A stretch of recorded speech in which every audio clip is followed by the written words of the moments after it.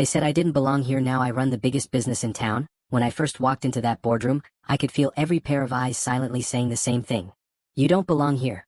It wasn't what they said, it was how they looked at me, my cheap suit, my accent, the way I hesitated before speaking. All of it screamed outsider to them. I was just a junior accountant then, hired more out of pity than talent, according to my boss, Mr. Turner. He once joked during a meeting, "Don't worry, everyone, if the numbers don't add up, we'll just blame it on Ali's calculator from the dollar store." The room erupted in laughter. I forced a smile, but inside, something burned. I wasn't angry, I was awake. See, I grew up in a small neighborhood where people believed you were supposed to stay in your lane. My father drove a taxi for 30 years. My mother sold homemade snacks to pay my college tuition. I didn't come from money, but I came from grit, and that's something no business school teaches.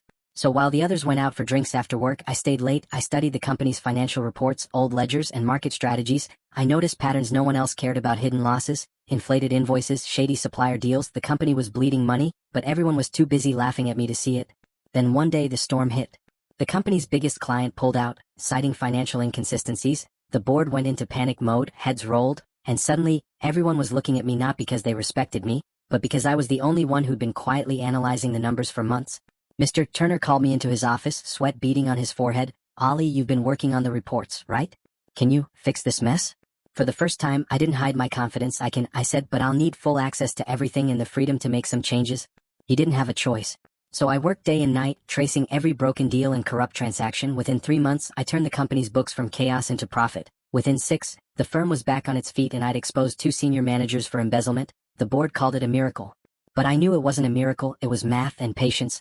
When the promotion list came out, I wasn't on it. Instead, they gave all the credit to Turner. He called me into his office again, grinning. "You did good work, kid, but this level isn't for you yet. You're not what this company's leadership is used to." That night, I went home and decided I'd had enough of being not what they're used to. I quit the next morning, used every penny of my savings, and started a small consulting business, just me, a laptop, and a rented desk in a coffee shop. Within a year, I had 5 clients, then 10, then 20. I built a reputation for turning failing businesses into success stories. 3 years later, I bought an entire building downtown. Guess who my new tenants were? Mr. Turner's company. When their lease expired, they reached out, asking to renew. I invited Turner over myself. He walked into my office, same suit, same smug smile. But when he saw my name on the wall behind the desk, that smile cracked. He stammered, "Ali, this is your company?" I leaned back and said, "Yeah, I guess I finally belong here."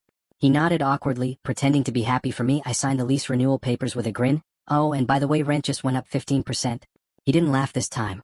As he left, I looked out at the skyline, the same city that once told me I didn't belong. Funny thing is, you don't need permission to belong. You just need to build something so big they can't ignore you anymore.